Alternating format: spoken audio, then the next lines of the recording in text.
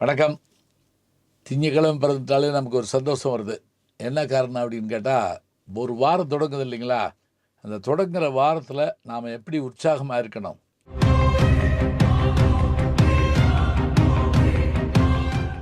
சுற்றி நில்லாதே பகையே போ, துள்ளி வருகுது வேல் அப்படின்னு பாரதி சொல்கிற அந்த வார்த்தையை நினச்சி பார்த்தா, துள்ளி வருகின்ற வேல் மாதிரி நம்மளுடைய வேகம் இருக்கணுங்கிறார்.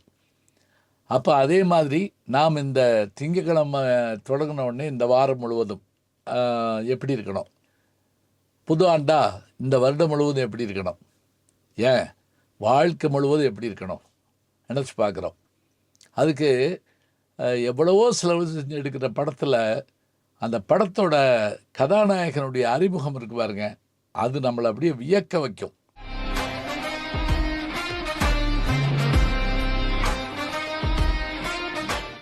கதாநாயகி அறிமுகம் பண்ணுறப்ப அழகுக்காக அவங்களுடைய கால்களை காமிச்சோ அல்லது கண்களை காமிச்சோ அப்படி அவங்க நம்மளை வந்து ஒரு யார் அது அப்படிங்கிற மாதிரி தோணும். கீழே விசில் பறக்கும், அப்புறம் டக்குன்னு உள்ள வர்ற மாதிரி காட்டுவாங்க. இது என்ன தெரியுங்களா? ஒரு எதிர்பார்ப்பை உருவாக்கி தருதல், அதுதான் வேணும். சரி, இந்த உற்சாகமாக இருக்கிறதுனுடைய நோக்கம் என்ன அப்படின்னு பார்த்தா, இந்த உற்சாகத்தோடு ஒரு வேலையை தொடங்குகிற போது, அதாவது விசில் அடிச்சுக்கிட்டே சில பேர் அந்த குதிரையில் வர்றது. இப்போ சமீபத்தில் கூட the good, the bad and the ugly, Clint Eastwood நடித்த படம். இந்த படத்தில் அந்த கதாநாயகன் வர்ற போதெல்லாம் அந்த பாலைவனத்தில் அந்த குதிரையில் வர்றப்பெல்லாம் ஒரு விசில் சவுண்ட் இருக்குங்க.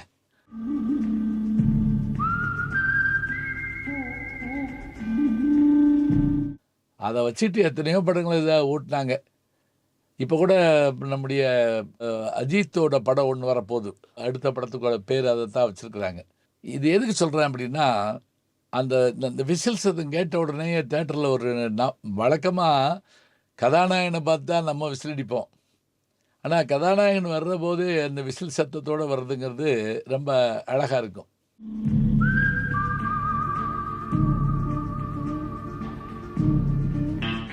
சரி, இப்போ நமக்கு ஒரு பெரிய இது என்ன தேவைப்படுது அப்படின்னா, நாம் ஒரு செயலை செய்கிற போது அதெல்லாம் செஞ்சுக்கலாங்க, எப்படி செஞ்சேன்னா சாதிச்சு காட்டிட்டு போகிறோம், அதுக்கு ஒன்றும் பெருசாக எதிர்பார்க்க வேண்டியதில்லை அப்படின்னு சொல்லக்கூடாது.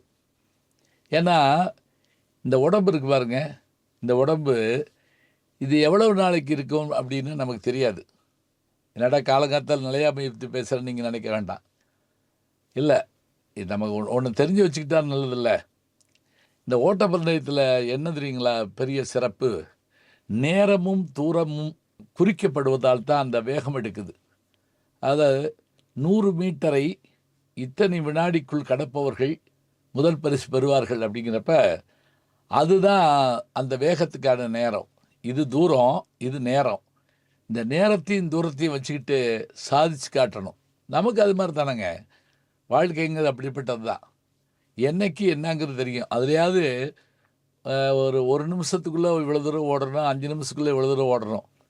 ஆனால் நமக்கு எப்போ என்னன்னு தெரியாது, இதை வச்சுக்கிட்டு ஓடுறோம். இதுதான் ஆச்சரியம். நாலடியாரில் ஒரு பாட்டு வருதுங்க, அரண் வலியுறுத்தல் பகுதியில் ஒரு பாட்டு வருது, ஆச்சரியமாக இருக்குது. என்ன அப்படின்னா, தப்பா நமக்கு சொல்கிற அறிவுரை, இந்த உடம்பு எப்போவுமே இருக்குதுன்னு வச்சுக்கோ, அது அழியவே அழியாது அப்படிங்கிற மாதிரி. எப்படி இந்த அசோகருடைய இரும்பு தூண் இன்னைக்கு இருக்குதுன்னு சொல்கிறோமோ, அதுபோல் பிரமிடுகள் எல்லாம் இருப்பதை போல் 1000 ஆண்டுகள் ஆனாலும் கூட நிற்கின்ற தஞ்சை பெரிய கோயிலை போல் இந்த உடம்பு நிற்கும்னு சொன்னால் நீ என்ன வேணாலும் செய்யலாம். ஆனால் இந்த உடம்பு அப்படி இருக்குமா? இல்லையே. இந்த உடம்பை பொறுத்த மட்டும் என்ன தெரியுமா, இது நிலையற்றதுங்கிற தன்மையை வச்சுக்கிட்டே ஓடணும். மான அருங்கலம் நீக்கி இரவண்ணும் ஈன இழிவினால் வாழ்வேன் மண், இனத்தால் ஊட்டிய கண்ணும் உறுதி சேர்ந்த இவ்வுடம்பும் நீட்டித்து நிற்குமெனில். பாருங்களேன் என்ன அழகான வார்த்தைன்னு.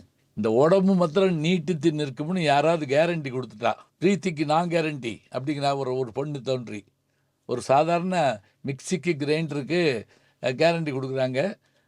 ஒரு 2 வருஷம் வாரண்டி இருக்குங்க அப்படின்னு வேறு சொல்கிறாங்க. ஆனால் நமக்கு அந்த கேரண்டியோ வாரண்டியோ கிடையாது. ஆனாலும் சில பேர் என்ன பண்ணிப்படுறான், எப்படியாவது வாழணுங்கிறதுக்காக நம்ம அணிகளிலேயே சிறந்த அணிகலன் எதுன்னு கேட்டால் இந்த பிரேஸ்லெட்டு, இந்த வாட்சு, கழுத்தில் போட்டிருக்க செயின் அதெல்லாம் கிடையாதான். மானம் என்கின்ற அணிகலன். அந்த மானம் என்கின்ற அணிகலனை தூக்கி எறிஞ்சிட்டு சில பேர் என்ன பண்ணிவிடுறான், என்ன வேணாலும் செஞ்சு வாழலாம்னு நிலைமைக்கு வந்துடுறான். மான அருங்கலம் நீக்கி இரவன்னும் ஈன இழிவினால் வாழ்வேன்மன். சிலர் ஆசைக்கும் சேவைக்கும் வாழ்வுக்கும் வசதிக்கும் ஊரார் கால் பிடிப்பார். ஒரு மானம் இல்லை, அதில் ஈனமில்லை, அவர் எப்போதும் வால் பிடிப்பார். எதில் வர்றது? எங்கள் வீட்டு பிள்ளையில் வர்ற பாட்டு. நான் ஆணையிட்டால் அது நடந்து விட்டால் எம்ஜிஆர் பாடுறார் இல்லையா, வாலி எழுதுகிற பாட்டு இந்த பாட்டு. இப்போ இந்த பாட்டை மனசில் வச்சுக்கிட்டு நம்முடைய செயல்பாடுகள் எப்படி இருக்கணும்னா, குறிப்பிட்ட காலத்துக்குள் செயல்களை செய்து முடிக்க வேண்டும் என்ற எண்ணம் நமக்கு இருக்க வேண்டும். அப்படி இந்த நேரத்தையும் தூரத்தையும் வைத்து கொண்டு ஓடுகின்ற ஓட்டப்பந்தய வீரனை போன்று நாம் இந்த உடம்பை தயார் செய்து வைத்து கொள்ள வேண்டும், சாதித்து காட்ட வேண்டும் என்ற எண்ணத்தோடு. பாரதி ரொம்ப அருமையாக சொல்வார், விசையுறு பந்தினை போல் மனம் வேண்டியபடி செல்லும் உடல் கேட்டேன் அப்படின்னு சொல்கிறாருன்னா, இந்த விசையுறு பந்து ஸ்பீட் பால் சொல்கிறோம் பாருங்க, அது மாதிரி நம்முடைய உடம்பு இருக்கணும், நம்முடைய மனம் இருக்கணும்னு சொல்கிறாங்க. அப்படியான மனமும் உடலும் உடையவர்கள் தாங்க சாதித்து காட்டியிருக்காங்க.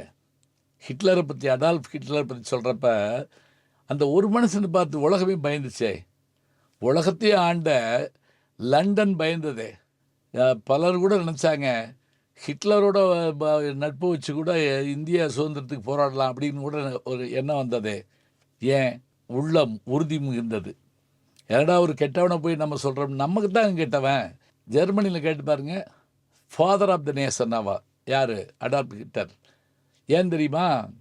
அவர் காலத்தில் போடப்பட்ட சாலை அமைப்புகளும் நீர்வழி போக்குவரத்தும் உலகத்தில் எங்கேயுமே இல்லைன்னு சொல்கிறாங்கன்னா, ஒரு இனத்தை, ஒரு நாட்டை, உலகத்தையே தன்னுடைய காலடிக்கில் கொண்டு வருவதற்கு ஒரு மனிதனால் முடியும் என்று சொன்னால் நம்மால் ஏன் முடியாது? நம்மால் முடியும் என்று நினைத்து கொண்டு எதையும் செயல்பட தொடங்கினால் நாம் சாதித்து காட்ட முடியும். சாதிப்போம், வெல்வோம். நல்ல செய்திகளை நாளும் சிந்திப்போம். நாளை சந்திப்போம். நாளும் நல்ல தமிழ் கேட்க முனைவர் ஞானசம்பந்தம் அவர்களின் கேளுங்கள். கண்டிப்பாக கேளுங்க. நான் கேட்டுட்டு இருக்கேன். நம்முடைய யூடியூப் சேனலை சேர்ந்து Instagram, Facebook, Twitter, blog, WhatsApp channel என்று அத்தனையிலும் நான் முன்தொடர்ந்து செல்கிறேன். நீங்கள் பின்தொடர்ந்து வாருங்கள்.